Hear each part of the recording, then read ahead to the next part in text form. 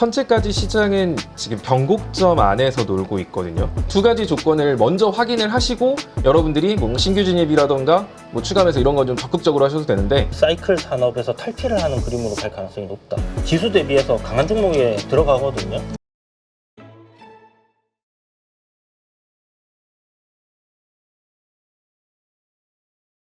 오늘 시장 좀 어떻게 보고 계세요?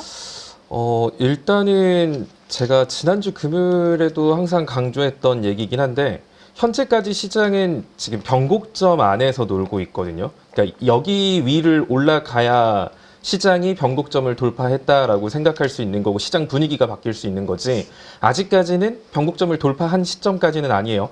제가 그리고 항상 여러분들한테 많이 강조했던 내용이, 결국 삼성전자가 안정적인 위치로 올라가는 게 시장 지수가 더 위로 올라가냐 마냐를 결정짓는다라고 했고요.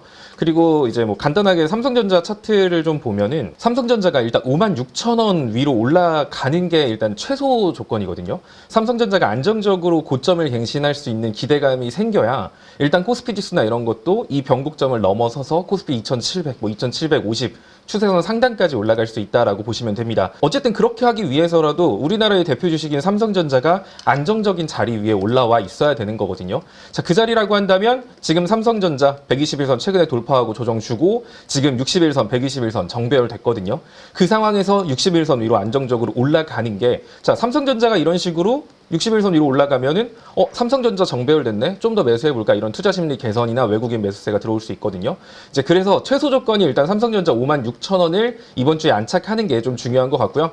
여기를 안착했다라고 해서 변곡점을 무조건 돌파해서 코스피가 우상향 다음 주부터 지나간다, 이렇게 보기에는 아직까지는 좀 조심스럽고, 확실하게는 주봉상 480선인 57,000원 위로 올라간다라고 하면 그때부터는 시장 지수가 본격적으로 좀 우상향이 나올 가능성이 높다. 조정을 준다라고 하더라도 막 저번처럼 막 저점을 갱신하면 어쩌지? 뭐 이런 게 아니라, 조정을 주더라도 조정은 제한적일 가능성이 높아요. 그러기 위한 조건은 일단은 삼성전자 57,000원이 가장 좋은 자리고, 최소 조건은 56,000원인데 일단 아까까지 오전장까지만 해도 삼성전자가 56,000원 아래에 있었거든요. 뭐 아직 장이 끝난 건 아니지만 일단 막판에 좀 힘을 내주면서 56,000원 위로 올라온 거, 이런 부분은 조금 긍정적으로 보여집니다. 근데 이제 좀 다만 여러분들이 좀 지금 주의해야 될 점이 뭐냐면, 지금 아까 유튜브 채팅창에 어떤 분도 남겨주셨던 것 같은데, 최근에 증시가 어찌됐든 지수가 꽤나 많이 상승을 했어요. 자, 2450, 2480 뭐 요 정도까지는, 2500 요 정도 라인까지는 기술적 반등 구간이라고 볼 수 있고, 최근에 이제 변곡점이라고 예상되는 2520, 2540 여기 위에서 싸움을 지금 하고 있는 상태거든요. 자, 그런데 만약에 이제 이 자리에서 2560포인트 정도 위에서 시장 지수가 한 2, 3거래일 정도가 딱 버텨주고, 아까 말한 것처럼 삼성전자가 56,000원 딱 안정적으로 유지해주고 뭐 이런 모습을 보인다면, 이제 시장 지수는 과거의 우상향 추세를 다시 이어갈 가능성이 높지만, 만약에 이제 주말간에 또 어떠한 변수가 생긴다거나, 시장 지수는 뭐 2550, 40 뭐 이렇게 있는데 삼성전자가 아까 말한 그 중요한 최소 조건인 56,000원에 충족하지 못하고 밀려서 그 밑에서 노는 모습을 보인다 라고 한다면, 시장 지수 같은 경우는 최근 급격한 상승의 절반 정도 선까지는 조정이 나올 수 있거든요. 그렇다는 소리는 시장 지수는 만약에 이 자리에서 아까 말한 그 조건들을 충족하지 못했을 때는 2,400 초입부까지도 한번 눌렸다가 다시 한 번 더 상승할 수도 있고요. 뭐 운이 나쁘다라고 하면 정말 2,400선과 2,500, 한 3, 40선 이 선에서 단기 또 박스권을 그을 수도 있어요. 그래서 아직까지는 오늘 시장 분위기 현재까지는 나쁘지 않지만 완벽하게 안도할 단계는 아니고, 일단은 확실하게 좀 이제 시장을 좀 편하게 봐도 되겠다. 내가 뭐 좀 추매를 하더라도 물려도 뭐 얼마 안 내려갔다 다시 반등하겠다, 이런 좀 확신을 얻기 위한 시점은 일단 코스피가 2560포인트에서 한 2거래일 정도라도 버텨주는 모습, 거기에 추가적으로 삼성전자가 뭐 57,000원이면 가장 베스트겠지만 56,000원을 이탈하지 않고 그 위에서 노는 모습, 이 두 가지 조건을 먼저 확인을 하시고 여러분들이 뭐 신규 진입이라던가 뭐 추가 매수 이런 건 좀 적극적으로 하셔도 되는데, 그 전까지는, 확인하기 전까지는 여기서 밀리면 2,400선까지도 한번 눌렸다 갈 수 있기 때문에, 지금은 좀 적극적인 추매나 신규 진입보다는 아까 말한 그 조건을 확인하고 매매한다라는 생각으로 좀 차분하게 관망세로 보시는 게 좋지 않을까, 뭐 이렇게 생각이 듭니다. 그래서 지금 저 구간에서 눈치 보고 있는 것 같아요. 뭔가 딱히 수급도 땡겨주지도 않고, 그리고 뭐 연휴도 앞두고 있고, 알테오젠을 손실 중인데 손절하고 보로노이로 갈아타고 싶은데 어떤지 의견을 듣고 싶으시대요. 알테오젠 손절하고 보로노이로 종목 교체 어떻게 보세요? 굳이라는 느낌이거든요. 알테오젠, 보로노이 둘 다 결국에는 지금 관심 있게 보는 거는 제약바이오 섹터를 관심 있게 보고 계시다는 건데, 이게 제약바이오 섹터는 우리나라의 대표적인 메인 섹터 중에 하나죠. 뭐 대표적으로 반도체, 2차 전지, 제약바이오. 특히 제약바이오 같은 경우는 코스피, 코스닥 양쪽 지수에 다 영향을 주는 메인 섹터 중에 하나거든요. 그럼 결국 시장 지수가 올라가거나 코스닥 지수가 아까 말한 이 변곡점을 넘어서서 코스피가 정말 2,700까지 올라가는 우상향을 만들어낸다. 그리고 코스닥도 뭐 780까지 올라가는 우상향을 만든다라고 하면 결국엔 반도체, 제약바이오, 2차 전지 다 골고루 잘 갈 거예요. 그리고 알테오젠 같은 경우는 제약바이오 섹터의 상징적인 종목이기 때문에 시장 지수 맞춰서 어차피 움직일 수 있는 종목이라고 보여져요. 굳이 뭐 보로노이 뭐 둘 다 비슷하거든요. 둘 다 대장격인 종목이라서 그냥 어떻게 보면은 어떻게 예를 들면 좋을지 모르겠는데, 내가 예를 들어서 뭐 HBM 반도체를 가지고 있어요. 그리고 한미 반도체를 팔고 뭐 테크윙으로 갈까요? 뭐 테크윙 팔고 DI로 갈까요? 이런 질문하고 비슷해요. 애초에 결 자체가 비슷한 예여가지고 굳이 손실인데 팔고 보로노이로 넘어갈 수 있을까? 얘가 좀 더 잘 가지 않을까요? 뭐 이런 관점이라면, 만약에 그러니까 종목을 교체하는 건 글쎄 섹터를 바꾼다라고 하면 이해가 가는데, 같은 섹터에서 굳이 손실인 거 손절 치면서까지 보로노이로 갈 필요가 있을까?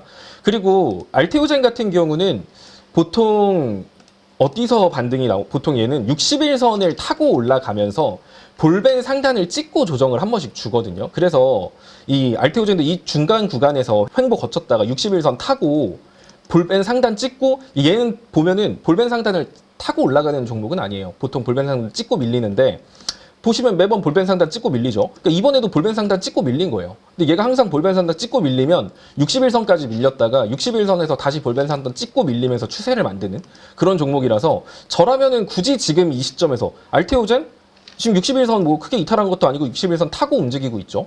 거기다가 아까 제가 시장도 지금 변곡점이라고 했잖아요.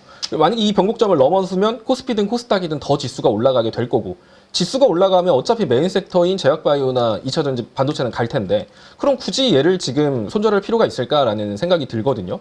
그래서 만약에 이 종목을 손절한다 그러면은 글쎄요, 지금보다는 저라면은 차라리 121선 이탈하는 거를 확실하게 보고, 그러니까 시장이 지금처럼 괜찮은데 얘가 121선을 이탈했어. 그러면 그럴 땐 자르고 다른 제약바이오나 섹터를 변경하는 게 맞지. 지금은 어찌됐든 뭐 오늘 좀 실망스러운 모습을 보이고 있다 하더라도 61선 부여잡고 있거든요. 그럼 이런 흐름이라면 다시 한 번 더 볼벤 상단 볼 수 있는 44만 원까지도 볼 수 있는 종목이어서 급하게 저라면 손절하지는 않을 것 같아요. 차라리 하더라도 121선에서 살짝 추매해서 반등 노려서 평단 낮춘 다음에 탈출 전략을 잡거나, 여기 이탈하면 손절, 이렇게 할 것 같습니다. 지금 급하게 종목 교체는 안 하셔도 되지 않을까? 보로노이가 지금 힘이 좋으니까 그런 생각을 하시는 건데, 보시면 얘도 지금 이거였거든요.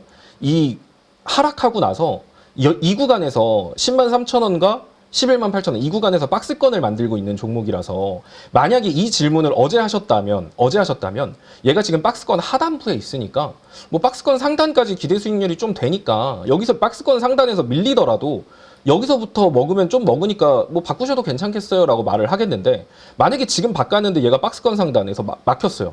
올라가 봐야 얘 여기 지금 11만 3천 원인데 11만 8천 원 여기 위를 뚫어야 이제 올라가는 건데, 여기 못 뚫으면 다시 한 번 더 121선 10만 원까지 밀리거든요. 그러면 지금 내가 먹어봐야 일단 안정적으로 먹을 수 있는 수익률은 한 3, 4%인데 내가 까딱 잘못해서 생길 수 있는 손실률은 10%가 넘어요. 근데 굳이 라는 느낌? 그래서 만약에 하신다라고 하시면 보로노이가 12만 원을 넘는 거를 확인하고 사는 게 좋아요. 그러니까 어차피 그럼 12만 원 넘을 거면 지금 사는 게 이득이었잖아 라고 생각하겠지만, 그건 다 결과론적인 해석이거든요. 그러니까 주식은 절대 바닥에서 못 사요. 바닥에서 못 사죠.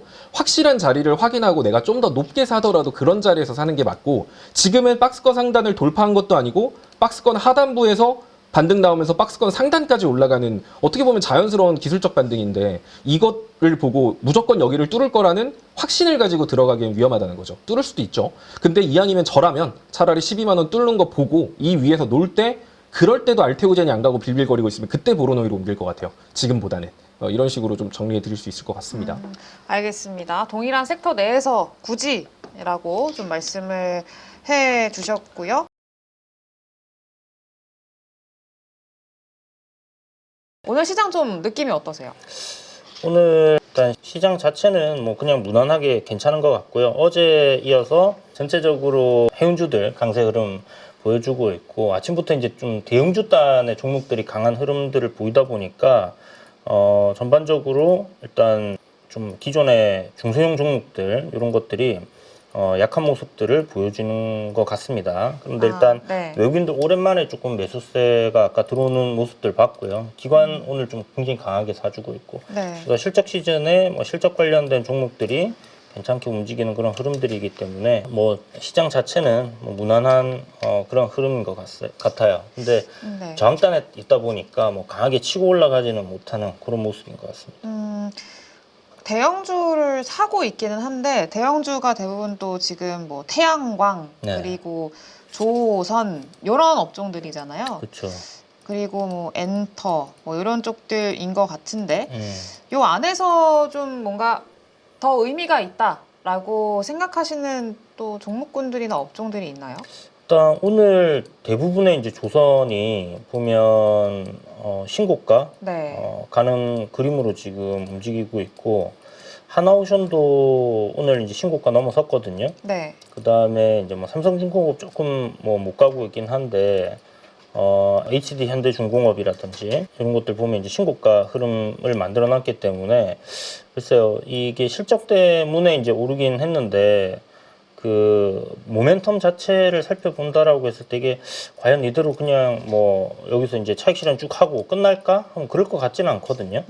그래서 뭐 이쪽 섹터 지금 뭐 시장의 주도 섹터로 우리가 그 계속 봐왔었고 그 공매도 이제 시작하기 전에 조금 그런 여파로 이제 조정을 좀 받았었는데 실질적으로 공매도 시작하고 나서 뭐 전혀 이쪽 추세 안 꺾이고 다시 네. 올리는 그림이기 때문에 일단 조선주들은 4848 관점에서는 계속 봐야 될 것 같고 조정 나오면 사고 뭐 이런 식으로 일단 수급도 뭐 썩 나쁘지 않은 그런 모습이에요. 그래서 여기는 계속 가지 않겠나. 이게 MRO 관련된 기사를 하나 봤는데 이번에 한화중공업에서 수송선 뭐 하나 했잖아요. 네. MRO 했는데 그게 이제 몇백억 단위의 매출이고 영업이익률이 그 전에 에이 뭐 그거 해봐야 뭐 얼마 벌겠노 뭐 이랬는데 이익률이 2자릿수래요. 그럼 상당히 많이 남는 거잖아요. 그쵸. 그냥 일반 제조치고는. 근데 이제 그게 대략적으로 한 60조에서 50조 사이의 어떤 매출을 연간 낼 수 있는 시장이니까 그걸 만약에 현대중공업이나 우리나라 조선소에서 이제 그거를 먹는다고 했을 때 상당히 큰 매출의 새로운 수익 구조가 하나 만들어지는 거니까. 그렇죠.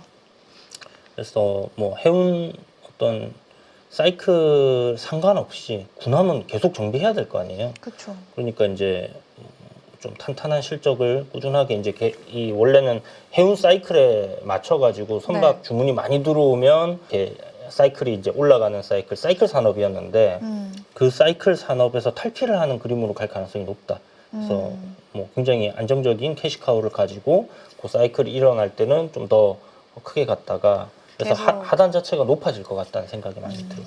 계속 우상향할 것 같다. 라는 생각들.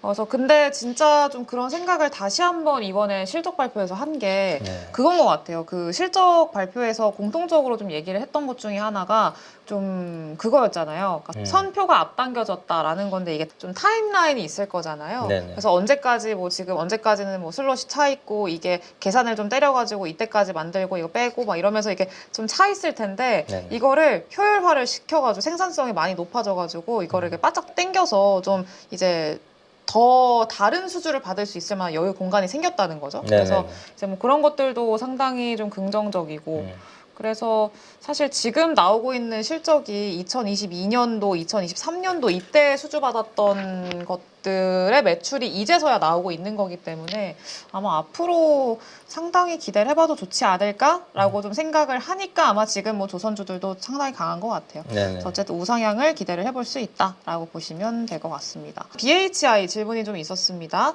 BHI 수익권이었다가 다시 마이너스로 전환을 하셨대요. 25,000원까지 갈 수 있을지 좀 질문을 주셨네요. BHI 앞으로 전망은 좀 어떻게 보고 계세요? 일단 원전 자체는 저는 좀 긍정적으로 보고 있고 BHI라는 기업 자체가 원전뿐만이 아니라 LNG 쪽에서의 비중도 꽤 크거든요. 네. 얘네는. 그래서 그런 거 생각했을 때는 추가적인 상승 뭐 이런 부분들도 좀 나올 수 있지 않을까 뭐 이런 생각도 드는데 지금 뭐 한 시총 2천억 정도 그다음에 영업이익 올해 추정치가 385억이니까 저 이거 여전히 싸다 생각이 들어요. 모멘텀도 뭐 충분히 있고 그래서 그냥 오늘 이 조정 자체는 말씀하셨다시피 뭐 원전 관련해서 뭐 얘기라든지 이런 것들이 그 아침 시간에 프리마켓이라고 해야 되나요? 네, 프리마켓. 네, 프리마켓에서 시세를 줬잖아요. 네. 시세를 쏴버리니까 이거 항상 프리마켓에 시세 쏜 애들이 본장 가면 갭 떴다가 이렇게 되는 것도 꽤나 많은 것 같아요. 그렇죠. 그래서 아침에 움직였다고 해서 따라 붙거나 이러면